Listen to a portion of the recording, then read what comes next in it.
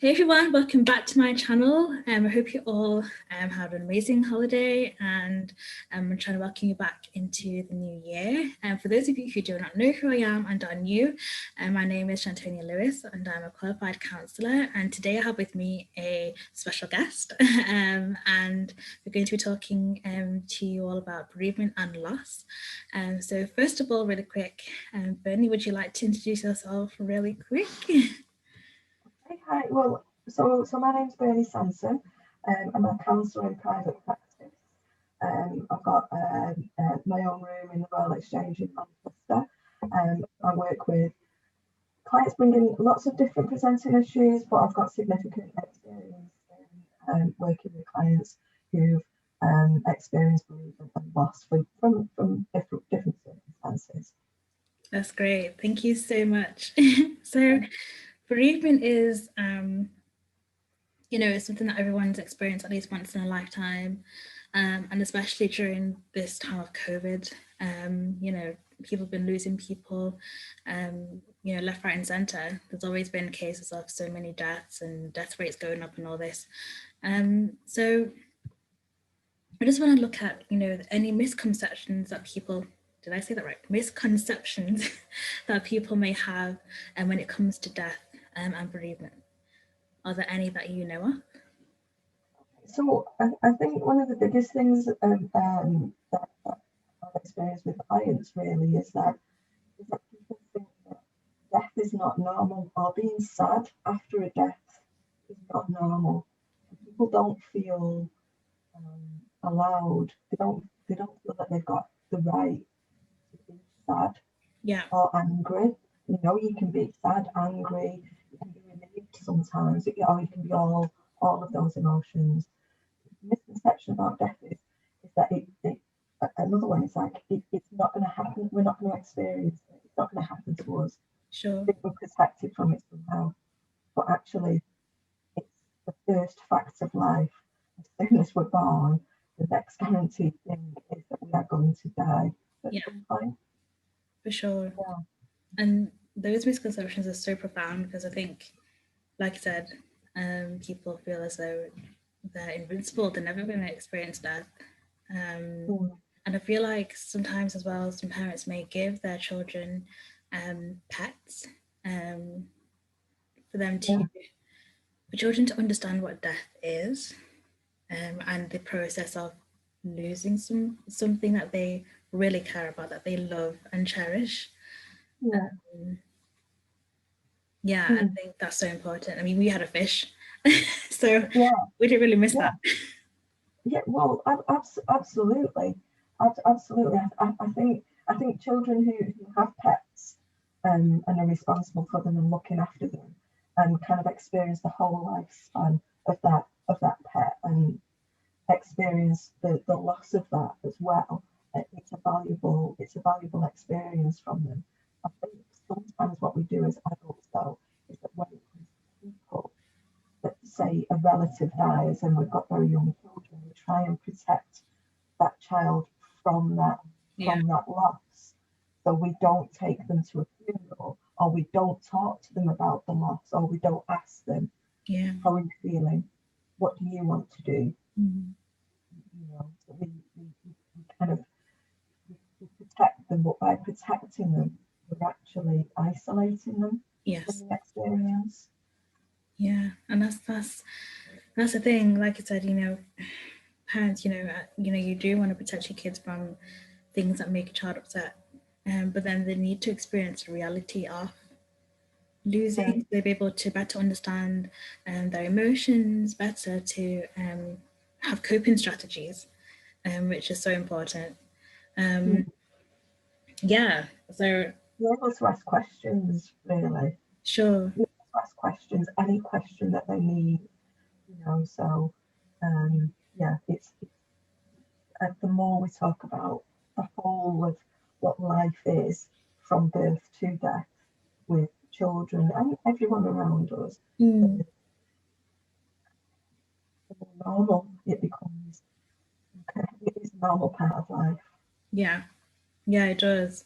I mean, my first experience of bereavement and loss was in primary school. We lost a classmate of ours. I think we were in year 4, I think. If I remember correctly, I think, yeah.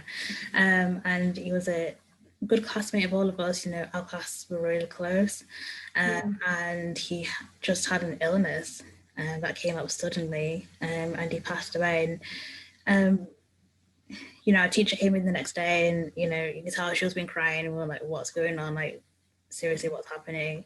And you know, she took us into class and she sat us all down and basically explained the situation. And it didn't quite click because you're just expecting him to just walk into class, and everything's just fine. And then everyone was just crying, and I was just like, "Am I a bad person for not crying?" I don't think I've properly registered in my head that we've lost somebody. And it's only when we went home and I really thought about it, and I was just crying. I think that's something about a loss as well, is that there's no right or wrong order for the emotions that you might feel. Yeah. Sometimes we might go into shock, kind of, you know, about a death that we've heard about a loss. Sometimes we might just be completely numb.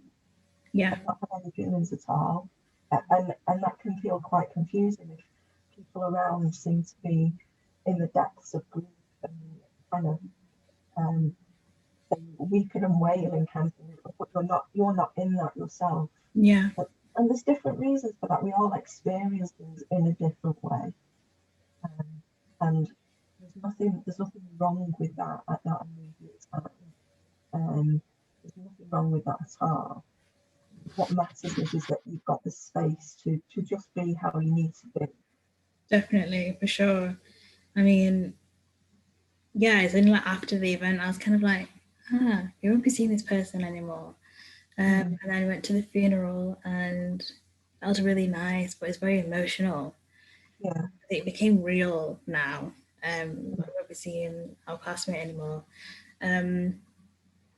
Yeah, and like even years later up to now, you kind of still wonder, you know, if he was still here, what would he be doing? Where would he be? And what uni would he have gone to? What would he have studied? And I think that's natural for anybody who's lost somebody, especially so young. You constantly wonder what they'll be doing in life, where they would be gone. Would they fulfill their dream of, I don't know, being a great scientist, for example? You know, it's kind of bittersweet. It's a bittersweet. Yeah, absolutely. Kind of your experience there. The funeral is very important. The ceremony, the ritual is really important. I think sometimes in our society, particularly Western society, we can be quite critical of religion and faith. But what that does give to people is a platform for a ritual. Yeah. And the process of a ritual is really it's really helpful for those that are left behind in sort of saying goodbye to that person. It's giving you as the living the opportunity to say goodbye and being able to see that person travel on to wherever, whatever you believe, whatever you believe. So I think when you've got a faith, so that's where I think religion and faith can be really helpful, because they have these rituals where where you don't have a faith. It's important to find and make a ritual, whatever that is, as long as you have that process. I think, with COVID, that's something that people are going to struggle with because there's limits on the numbers that can attend funerals. And right at the beginning, there were some occasions where you could only have 2 or 3 people at a funeral. How do you pick? How do you decide who are the 2 or 3 members of your family? And then what happens to everybody else that's left behind? Exactly. So that's a particular struggle that's going to be unique to this past 12 months or so. People haven't had that opportunity. Yeah, because I was even watching the news a couple of weeks ago, and before Christmas, and when they were announcing that we were able to not really able to mingle and have that support over Christmas. There's this one person, he was basically crying, so he lost, I think it was his mum and his brother or something like that, and he was looking forward to Christmas to just spend time with the rest of his family, to just grieve, and just have that hug and have that support, and he wasn't able to, and just having that over Zoom was so hard for him because he's not able to grieve in the way that he would like to with the rest of his family, Absolutely, we're a tactile being, and we need the physical company of others, and we need to have the opportunity to hug, to cry on someone's shoulder, or to have someone cry on our shoulder, whatever our role is in that journey. That physical interaction is really important, and currently that's something that's been kind of taken away from people at the moment. Of course, because like COVID deaths are so sudden, we don't expect them, whereas a death that has been anticipated, like a person's gone through a long illness and we anticipate their death, it's so difficult. And I know that there's two types of grief that I kind of want to really touch on really briefly, and anticipatory and secondary loss. So I'm just wondering, what's the difference between the two, and how can we cope with that? So anticipatory grief, when somebody's got a terminal illness, and it may be that person has been given days, weeks, months, whatever to live. Or, for example, someone who say has Parkinson's or a dementia,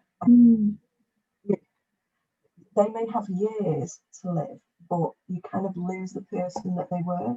Yes. They can't remember you. So the loss is prolonged, I guess, with anticipatory grief, because you're grieving as that person is kind of dying in front of your eyes, I suppose. Yeah. And you're losing that person on a day-by-day basis. That can be quite exhausting. Yeah, that can absolutely be quite exhausting, really. But it can also be a time where it prepares you from when they are physically not going to be there anymore. Yeah. But then if you're their main carer, when that person does eventually pass, you can lose a sense of purpose. Yes. There's so many feelings.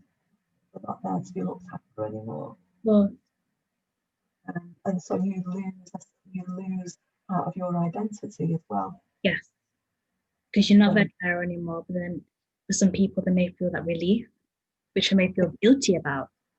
Absolutely, guilt is a normal part of loss as well, and particularly maybe when they have been a carer or somebody has been ill for some time, and one, you don't want to see them suffering, but two, it's also taking so much energy and time away from you, and you do feel relief that the person has passed, but then you feel guilty because you want the person to be there still. Sure. You want that loved one still to be with you. Yeah, it's complicated. It is complicated, and it's so difficult, and so many mixed feelings going on. Losing identity, losing your purpose, feeling relief in the way that they're not suffering anymore, and it's a lot to take in. It is. It's a lot to take. It's absolutely a lot to take in, and I think sometimes we underestimate the impact that grief and loss can have on us. What's just come into my head is like most adults work these days, don't they? Yeah. And there's a lot of policy. You get compassionate leave. Usually, if it's a usually, if it's an immediate family member, the standard is 5 days compassionate leave. But gosh, it doesn't really work like that. That kind of says in 5 days you'll be fine. Yeah. But it doesn't really work like that. But we kind of get stuck in time frames. I think that's a misconception about grief as well. The time frame. Yeah. By this time you will be over it. Yeah. When actually you're never over it. Yeah, you're always going to be grieving like secondary loss. You know, you could be having an occasion like a wedding or a child or graduation, for example. And the person who you've lost, you realise they're not here. It can hit you like you've crashed into a brick wall. I'll just share an experience of mine. My dad died when I was 20, and at the time, maybe I was a bit stuck in the grief process. That's obviously quite some time ago, but I had this job where the window looked out onto the main road, and next door but one to the office where I was working was a florist. And this must have been about 8 or 9 years after he passed. And this one day, and there will have been other times when people walk past with these flowers as well, but this one day, somebody came past with just a bouquet of roses, which they picked up. And I just broke down.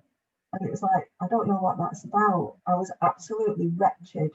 And I went into the back kitchen and was just pouring my heart out. And I thought, what is it? What is it? What's happening? What is it about those roses? And what it was that my sister and I had, our bouquet was a bouquet of roses of the same colour on my dad's coffin when he died.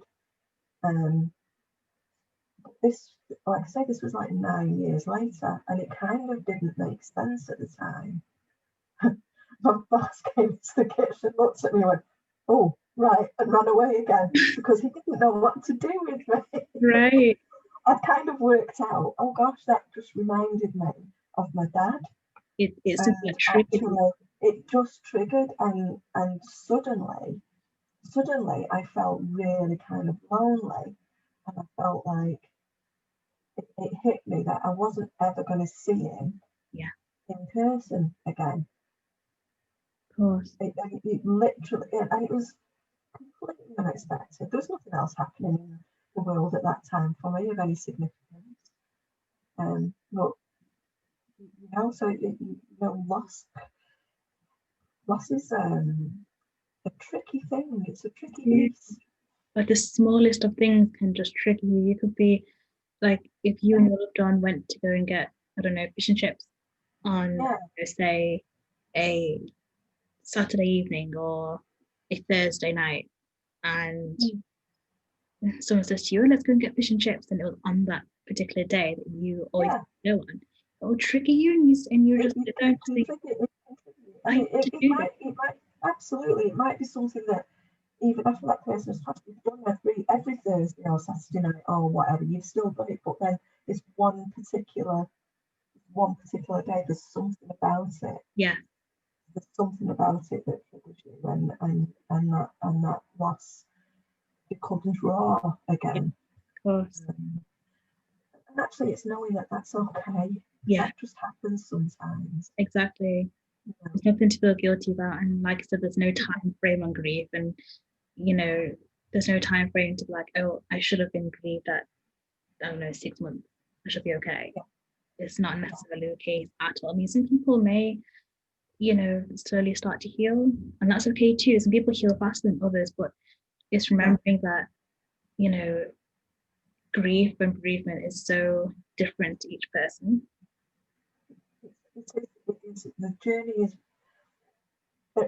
is very individual. There are a lot of feelings and experiences that we each share, but we experience them at different times, at a different rate, if you like.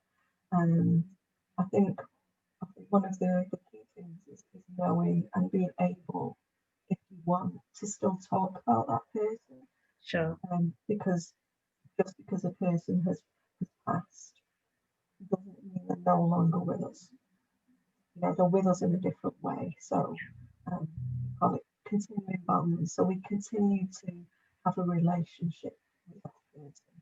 But how we do that is fine, doesn't matter. You know, however we want to do it is okay. And it's all unique to you. Yeah, which is nice. Absolutely. I suppose one of the challenges is within one family. Say you've got 4 or 5 siblings and a parent passes, which is the natural way of events, isn't it? That's kind of how you want life to be. It's the older people first. But a parent passes. Each of those siblings have lost the same parent, but each will experience it in their own way. Yeah, differently. And being able to give people space to experience it is a key thing. And even like you said with the parent thing, spouse or whoever it is, it all depends on the attachment you have to the person and how intimate you are with the person. Because me and my mum are very close. We're very close. So I know, God forbid, anything happened to her, I'll just be in bits, absolute pieces. I just don't, it was just awful. Whereas my sister, she's close to my mum, but she has a different bond, if that makes sense. Yeah. So I know that she'll experience grief differently to how I would, and that's okay. You know, you can't expect people, like you said, who have experienced loss of the same person to grieve in the same way. You know, some people will be in shock, some people will be numb, like in a frozen state for a while. Some people were just angry, and that's fine. There's no right or wrong way. Oh yeah, that's another question. Is there a right or wrong way to grieve? There is absolutely no right or wrong way to grieve. The right way to grieve is the way that you grieve. I think it's important to be able to talk about your loss, but I think it's important to know that your journey is your journey, and it's okay. Yeah. If you're struggling, talk to somebody. Yeah. Don't measure yourself against how someone else is grieving. Don't measure others about how they're grieving. Don't judge them on the way they grieve. I think that's an important thing. Don't judge yourself about how you grieve. Just allow yourself to be what you need to be. And that can be a bit tough. Yeah. You're probably looking at other people, especially if it's family members, and seeing how they're grieving and think, oh, well, they're kind of okay now. I should be where they are. And that's not necessarily the case, because then you're not allowing yourself to grieve properly. Yeah. And actually, you can look at others and think, oh, they're okay. Why am I not okay? Yeah. Actually, they might be really, really struggling. Yeah. Cool. How do you know? You know, we don't all have ideal environments, do we? So it's not always possible. But where it is possible, just talk to those others that are affected by that loss. Definitely. Don't be afraid to talk about what your experience is. Definitely. And don't be afraid to hear what other people's experience is. It doesn't have to be the same as yours. Neither are wrong. Yeah, for sure. So my other question I wanted to ask you is, what are the common ways, if there are common ways, of grieving? If there are any common ways, I don't know. Are there? I suppose a lot of them, I suppose where we might see a kind of commonality around grief is when you have, you know, a funeral. Yeah. Because often at any event, whether it's a joyous event or a sad event, funerals can be joyous too. Yeah, they can. Absolutely, and there's no reason why they shouldn't be joyous. We are affected by the experience and the emotions of others around us. So I know if I'm at a funeral, even if it's not someone I know very well, but there is, you know, there are a lot of tears, Yeah. I'll be sat there in tears. Yeah. Same. I never used to be like that. So I think there's something about that kind of empathic relating, and that, but then that's sometimes something to do with maybe this funeral has made me reflect on my own personal losses as well. So my tears are not just about the experience I'm seeing there. And my tears might not be for the person who's passed, it might be for those that are left. Yeah. And I'm feeling for them. I'm not sure that I'm answering your question there. Common ways of experiencing and grieving. I think that's. I think that's we all. I think that's a question that's like, I actually don't know the answer to that. Yeah, we don't, because everyone grieves in their own way, in unique way. Yeah. But like you said, the most common one is having a funeral. So the process of having a funeral is I believe the ritual is enormously important. Yeah. When rituals were taken away, that's when things can become complicated. Sure. But the ritual enables you to express your emotion however you need to. Yeah. Not everyone's comfortable with rituals, I know that. Yeah. But that's fine too. But yeah, tears are often the common way, aren't they? But yeah. I think one way, anger is something that people struggle with. We Yeah. can often feel really angry that somebody has died. Yeah.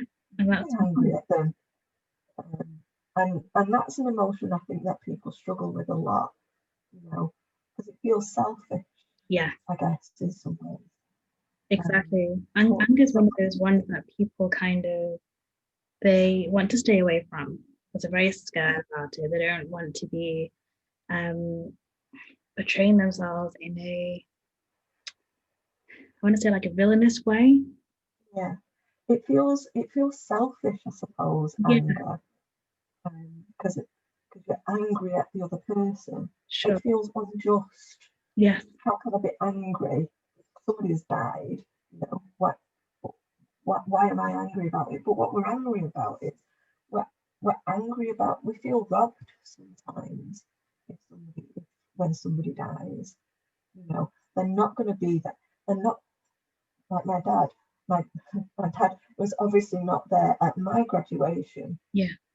He never saw my children. He never met my children because I hadn't had them. Yeah. You know, I'm angry because my children haven't got a maternal grandfather, and I want them to have a maternal grandfather, but that's never been there. Yeah. And actually, just saying it now, I'm realising I'm still a bit angry about that. How dare we go and die before I got married and had my children? Yeah. And that's natural, it's normal. It's a natural experience. I think as well, like even just going up on that, when we see our parents, see them as like heroes. Yeah. So they should, like, we see them as being immortal, like they will never die. Do you know what I mean? Like they shouldn't be dying early. Like they should be there all our lives and seeing everything. So when we get older, we kind of realize actually they're just human. Absolutely. They're going to get ill. They may, pass away earlier than we will. Do you know what I mean? Yeah, earlier than we desire. I think practically we know that death is going to happen. Yeah. But we kind of have a picture, an idealistic. We might have an idealistic picture of, as we're growing up, where we see our parents in our growing up journey, and if if if they go and die before we wrote it in the book, kind of thing, like it's just not fair. Yeah. It feels unfair. It does. And you look around and you kind of you believe that what you see is everybody else has got what you have desired, but you can't have that now. Right. Exactly. It's so true. Even, you know, even when you go to a funeral, I don't know if you've ever experienced this, but even if it's someone that's close to you or in your family or even someone you don't really know, do you feel a sense of guilt for even crying because it's not someone who is in your immediate family? Does that make sense? Or immediate, what, sorry, guilt about crying about it? Yeah, like, so, you know, in like a funeral and like, you know, someone you lost, or I mean, Mm. for example, my grandma's sister, her husband passed away around last year, and went to the funeral and everything, but you wanted to cry, but then you didn't want to cry because I don't know how to explain it. You feel guilty for crying. Yeah, because I guess sometimes at some at some funerals you feel that you have a responsibility for others and you Yeah. want to be the strong one. You want to be there to support others, um, and but maybe your grief at that time is so overwhelming that you're not. So you end up being the one that is supported. Yeah. Um, I think, and then we struggle with that. Yeah. Um, I think it's part of human nature in every aspect of life. I think is that we have a tendency to judge what we do or compare what we do, and we have a tendency to, to judge others. Yeah. Um, it's as counsellors, it's something that we work very hard to not do, to Yeah. be non-judgmental. Exactly. But I think having trained as a counsellor and realise how judgmental maybe how when I'm not in counsellor mode, I actually am. I think we do that, and so when we're at a funeral and we want to be the strong one, but the grief has overwhelmed us, Mm. or vice versa, where we feel that we should be the one that's kind of sobbing our heart out, but Yeah. we're not feeling anything. We feel guilty about it. Yeah. Yeah, I know we've sort of said it before, but grief is more complicated than we kind of give it credit for. Yeah. You know, and I 100%. think that's the thing that makes it scary. Yeah, it does for sure. 100%. Um, people pass away for like for different reasons. You know, they may have been ill. COVID-19 as well has been a factor. But what happens when someone passes away by suicide? There is such a situation, and again, those that are left will experience it very differently. One of the most difficult things um, about being left behind by somebody who has died by suicide is that there will always be questions that are unanswered, Yeah. because the only one that can answer them is the person that's died. Right. Um, and suicide, you can feel so very, very lost. And guilt is a big thing as well, because you will reflect and look at what could I have done, what could I have done differently to prevent this, to stop this. Of course. Guilt, I think guilt is one of the guilt and confusion is one of the biggest kind of emotions and experiences that those that are left behind can struggle with, Yeah. um, particularly if they've had no one to talk to, or it's coming out as a complete surprise. It's like, I should have seen something. I Yeah. should have been able to stop this. And even then, if you're looking back at all the what ifs and looking Yeah. back at, your last conversation that you had with the person, Mm. or when you saw the person, how they were, and like you said, feeling guilty for not picking up on that and trying to help the person through. whatever they're struggling with. Yeah, absolutely. I think we can't know the answers to this because we're not those people. I Yeah, think people who die by suicide, whatever is going on for them in that moment is, I believe people who die by suicide have a real point of clarity when they really know what they want. yeah, And this is my personal belief that it makes sense to them.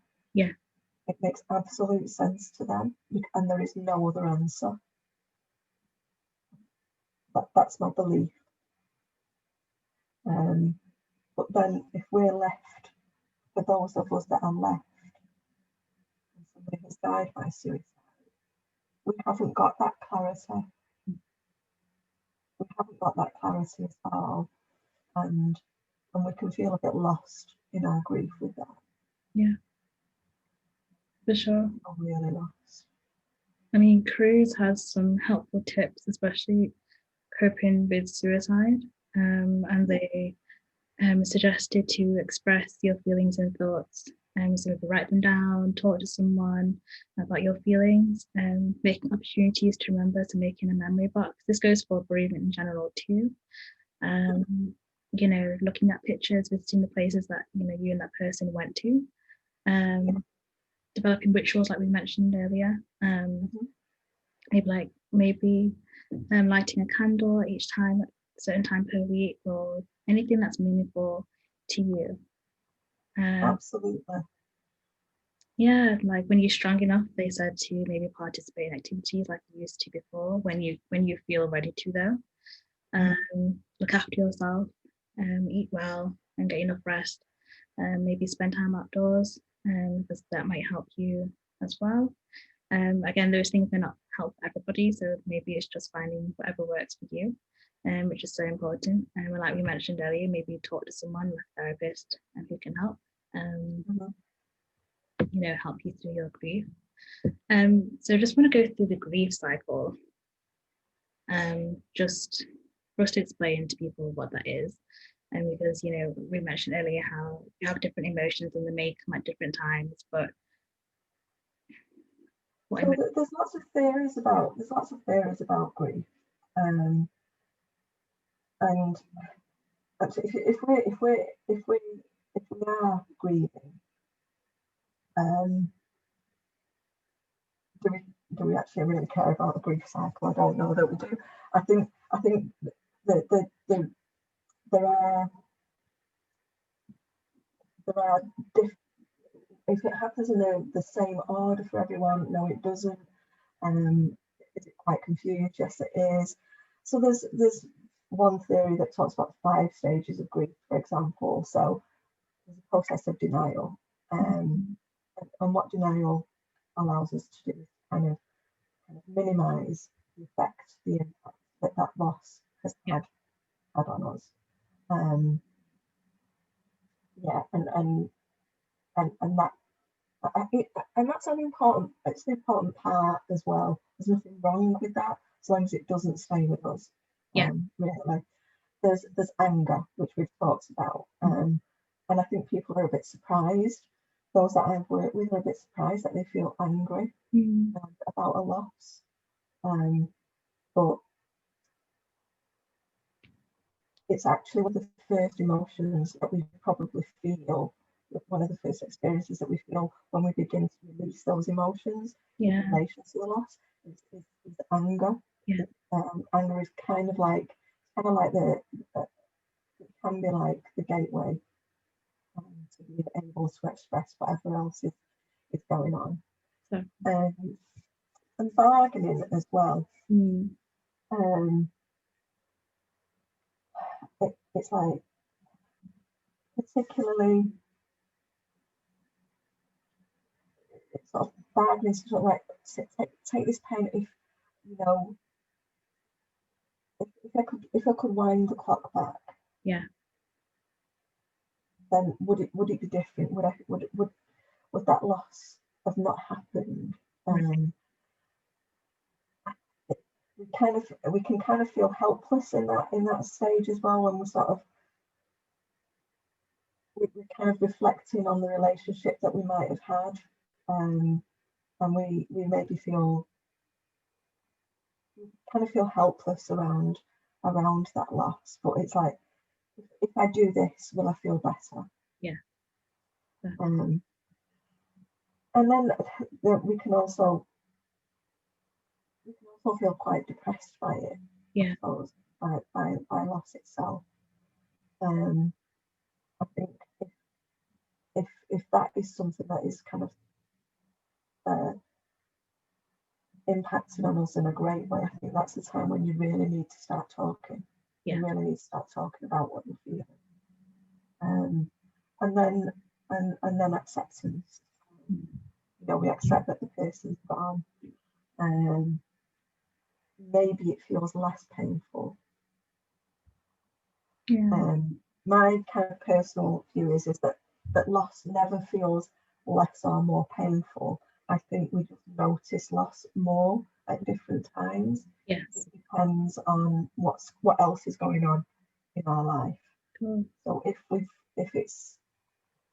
there's not a lot happening, if we haven't got many distractions, maybe our reflections come back to our losses, and then they are more vivid in our existence at that point in time.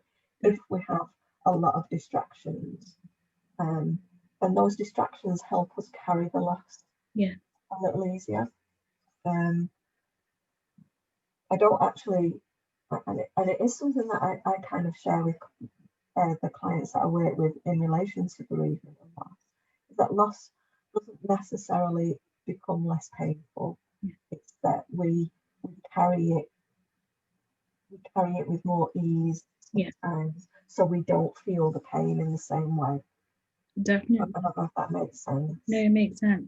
100%. Be able to deal with the loss a little bit more easier than you would at the very beginning. Yeah. But it's still there. And I guess for some people as well, loss at the very beginning is easier to deal with because they are distracted by practicalities. Yeah. So they're distracted by the practicality of informing people or planning a funeral, and so they are distracted. They're in a process of doing, and then it's after the announcement, after the funeral, that they feel the space that the loss has left them. 100%. I feel that's why it's so important, you know, when someone has lost a loved one. Yes, it's okay to be there for the funeral and a few weeks after the funeral and like a month or two after the funeral, but it's being with that person throughout, because we're always going to need that kind of support, you know. Just checking up on them, making sure they're okay, knowing that, you know, you're there and they can talk to you whenever they need to. And it's just nice to have someone there, because I've seen it, you know, everyone's there, you know, consoling you, and then further along down the line, a year or two later, where are those same people? You know, they're just coming to just eat off your food, you know. Do you know what I mean? You just don't know what people's intentions are. Yeah, absolutely. So I think loss and grief and the process of that is kind of it's kind of lifelong, but it's not life consuming. Right. It doesn't have to be life consuming. It's kind of accepting that, you know, you will feel this. Sometimes actually people are afraid that they're going to forget the person. Yes. That's a big fear. It is. I won't remember them. Yeah. Especially if it's young children involved and they've lost a parent, for example, or grandparent, and they fear that the parents fear that they're going to forget that person who they had a strong attachment to. So how can they suppose keep the memory alive during those times? So, I think one thing is realizing is accepting that we will remember people in a different way. Of course. Our relationship with those that have passed will change over time, as does our relationship with everybody that's still here. Yes. So if I look at any one person in my life, if I look at my daughter or my son, what my relationship was like with them when they were very little is very different to what it is now that they're adults. Yeah. So I think if we understand that, our relationship with living people changes. Yeah. As we grow and as we change. Yeah. Then our relationship with those who have passed will also change as we grow. And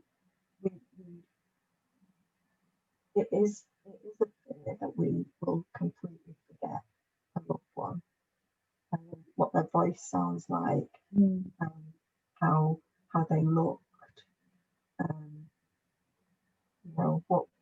what their favourite food was, what their, if they were a great cook, what was it like going round to their house for a meal, kind of thing. But we can kind of we can reflect on those times. We can kind of honour their memory by recalling particular occasions. I think it's easier to remember a person if you can picture them in a particular scene, or a moment, or an occasion. Yeah. And then you can really feel their presence. Definitely.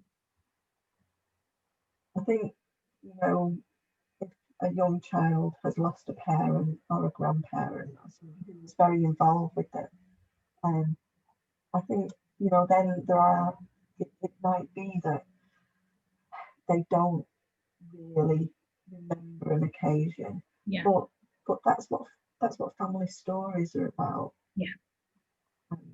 When you have, I don't know, when you have an annual celebration or something like that, whether it's I don't know, New Year, Christmas, a birthday or something, you can bring that person into that event by talking about what they would have done, and what used to happen when they were there. That keeps them alive in that way. That keeps them alive in your experience in that way. And it's just nice for everyone to reflect on the good times and the bad times. Yeah. And it's just nice to everyone, just like you said, to talk about it, to eat their favorite food, maybe, like you said, put pictures up and watch past videos, and to be able to hear what they sounded like if you've forgotten, which is so lovely.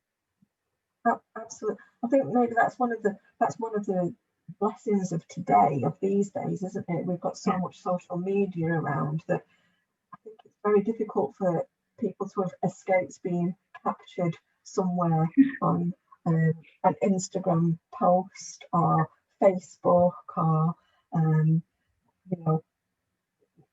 having sent an email or something like, there's definitely going to be photographs, whether it's digital or printed. There's not many people that have escaped camera. Cool. A lot of people try. I'm one of them. But there's going to be something somewhere. Yeah. I think what people have. I think some people who know that they're unwell and they've got a life limiting, they've got a particular condition or something that is going to accelerate their expected death or whatever. Like a lot of people do things like they record messages for their children, don't they?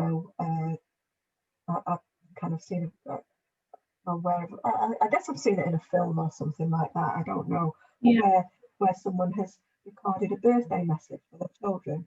So one for when they're 10, Yeah, 11, I've right up to seen being it before. 21 or something like that. Yeah, Just so this is to open on your 15th birthday, and know, so that's a way that that person who's dying has been able to leave a little bit of themselves definitely. for their children, for example. Yeah, But we could all do that if we really wanted to. exactly.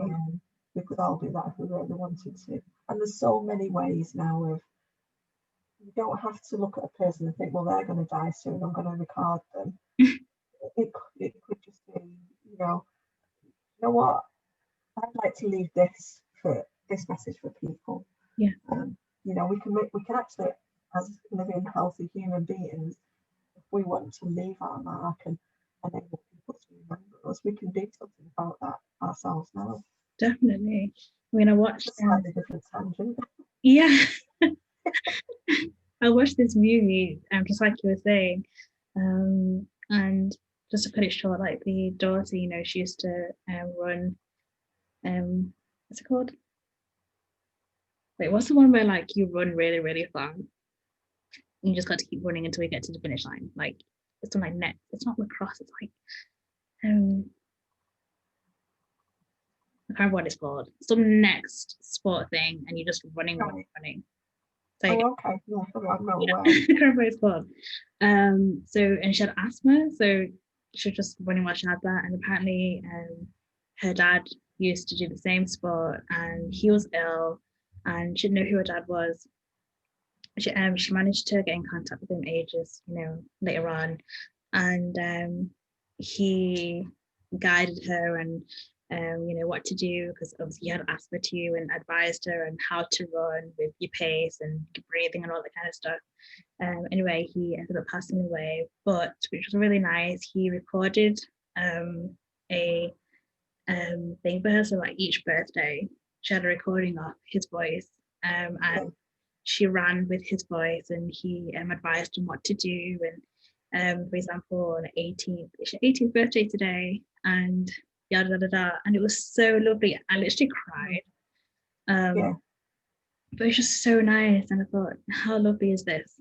So she won't forget his voice, and she'll always be hearing it, and she just can replay it whenever she wants, which was lovely. Absolutely. Definitely the advantage of our time of technology really is so many different ways that we can capture memories. Definitely. Really. Sure. Lots of different ways to capture memories. Definitely. So for someone who struggles with bereavement anyway, and their friend or loved one who is going through that experience, how can they best support that person without them feeling as though I'm going to say the wrong thing, I'm going to offend them, or I'm not going to be there for them properly, and I'm going to make them more upset? I think one of the kind of least helpful things to do is to say, you'll get over this. Yeah. Just don't say that. That's not helpful. That's the first thing I'd say to anybody. Just don't say that. Yeah. Just say to your friend or relative or person who's struggling with grief, just say to them, look, I know you're struggling, and I'm here to listen whenever you need. So the person who's struggling with loss, to just know that they've got someone who's there to listen. Yeah. And that's the important thing, to just listen and not advise, really. Don't advise someone how to grieve. Just let them how they want, and you just support them. Give them a space where they can be heard. Yeah. That's the most important thing. And it's hard, isn't it, if we see someone we care about who's struggling and we want to fix it for them. Yeah, we do. Don't try and fix it. No. Because it won't help. Cool. Don't try and fix it. best thing you can do is to just simply be there and let them know that you're there. Yeah, that's another thing as well. I think sometimes you want to be around the person constantly and always wanting to make sure they're okay. So always calling them or texting them and, so is it okay? Do you need anything? Da, da, da. And I think it's remembering just to step back. And if they want anything, they'll come to you anyway. Yeah. You know, but they're just giving them the time to be in their feelings, you know, just grieve and just, and if they want you and they want someone to listen to, they know they can come to you. Yeah. And don't be afraid to talk about the person who's passed. Yes. You know? Don't be afraid to ask a question about that person. If you know your best friend's partner, child, parent has passed away, don't not talk about them. Of course. You know, it might be you go visit them or something, and there's an ornament in the house that you know that their loved one gave them. Just to comment about it. Yeah. Oh, that was given to you by your mum, your aunt, whatever. You know, however it is. Don't not talk about the person that's passed. Of course. I think that's the most common thing, you know, we do. We try to avoid because you don't want to upset the person or make them feel angry, or do you know what I mean? Yeah. When actually, like you said, it's helpful. It is helpful. Do you know what, that person might express some emotion, but that's what we struggle with, particularly I think in Western culture. We struggle with other people's emotions. Yeah. We struggle with emotion and expressing emotion anyway. Yeah. We're not good with it. It's not natural. It's not natural for us. And we kind of don't know what to do. And we think we should do something. Yeah. If someone is tearful, just say, you know, will a hug help? When we can do that again. Will a hug help? Yeah. Of course. Just a simple thing. Yeah. Yeah. So will a hug help rather than, oh, don't cry. Cry if you need to. Will a hug help? Yes, that's another thing we tend to say. Don't cry. Everything's okay. No, I don't want to hear this. Yeah. Let me cry. Let me, you know, because then when you say don't do something, it comes across as a bad thing. That's what I shouldn't be doing. If an expectation is put on you to behave in a particular way, but your need is to behave in the opposite way, yeah, then it becomes complicated. It does. You know what? It's hard for us to sit with people who are crying because we just don't do it. We're rubbish at it. We are. Even as a counsellor, sometimes I struggle, you know, when someone's crying, immediately you just want to be like, it's okay. Yeah, there's lots of tissues there. Yeah, to sit with someone and have a box of tissues and not tell them or not push that box of tissues towards them. Somebody wants to sit there crying. That's what they need. That's just what they need to do at that point. And okay, as a counsellor, we hopefully can sit with that. As a friend, you know what, I get a friend or relative, I get that it can feel overwhelming for you as well, because you know it hurts when you see someone you love. It does.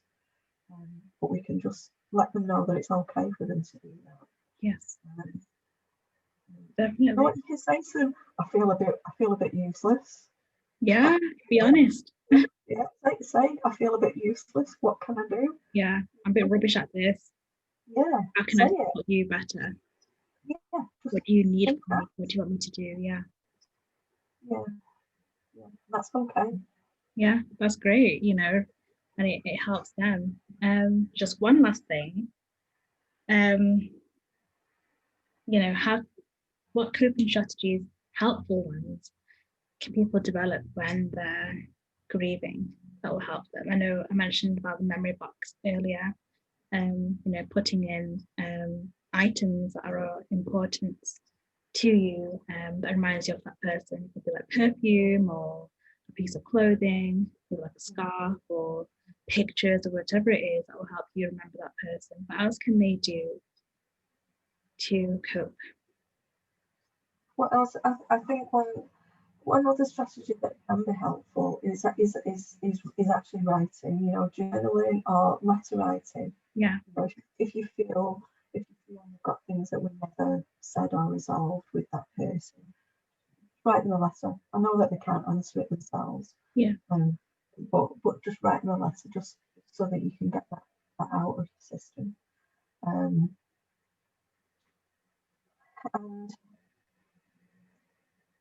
it is just going back to those items. It might be that you can't look at these items, these things that you've collected together or whatever.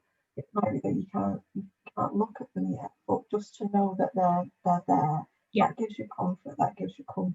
Definitely. You know, and actually just to acknowledge with yourself, you know, that the grief journey is a normal journey. It's not, there's nothing wrong with you.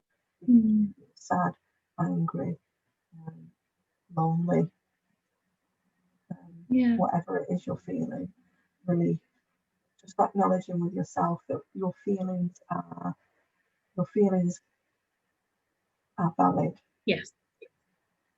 And sometimes just that in itself is quite restorative and healing. Yeah.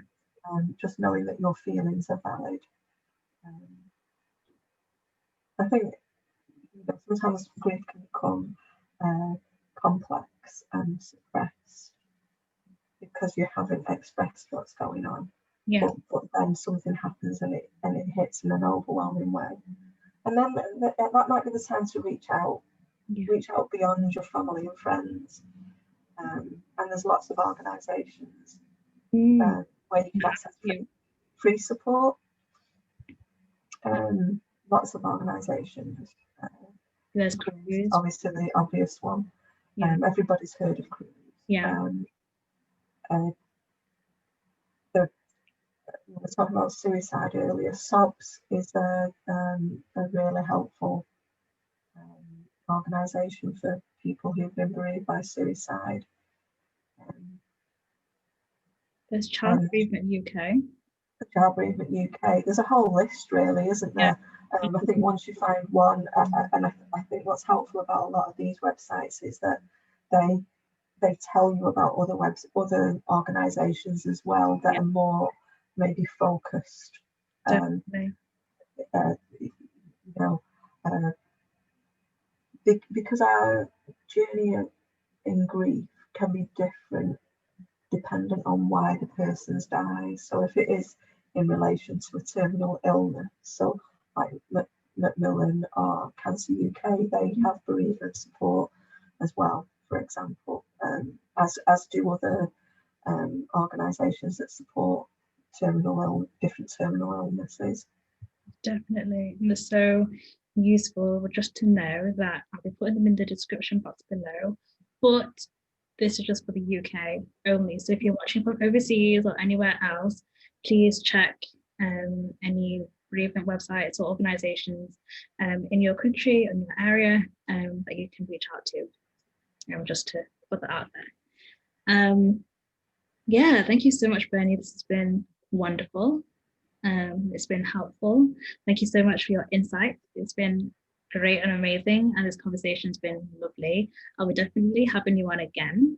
So please look out for our conversation at some point soon. We'll decide what it is. So please keep a lookout. Bernie, where can people find? Have I mentioned this? Where can people find you? So I've got my website, which is Berny Sansome. I forgot what I'm called. BernySansomeCounselling.com, or you can find me on Instagram at Berny Psychotherapist, all one word. Yeah. Thank you. Yeah. So we're going to get in touch with Bernie. She's amazing. She has her own private practice. Get in touch with her. She's great. I had a privilege of studying alongside her, and it's been wonderful. I had the privilege of studying alongside each other, Chantal. Yeah, We have. It's been Yeah. great. You were the first person that spoke to me. I remember my first day. Yeah, I remember that day. Feels Yeah, in Ellison beautiful. building. Yeah, yeah. And I came up and I was like, "Hi, I'm Shantaria." Yeah, I remember that. I remember that. Yeah, Yeah, and ever since then, it's been great. It's been wonderful. it has. It was a great journey. Yeah, It was. continues to be a great journey. Yeah. Well, thank you so much for joining me today. You're welcome. And for those of you watching, look out for the next video, and I'll see you all next time. Have a wonderful week, and I'll see you soon. Bye.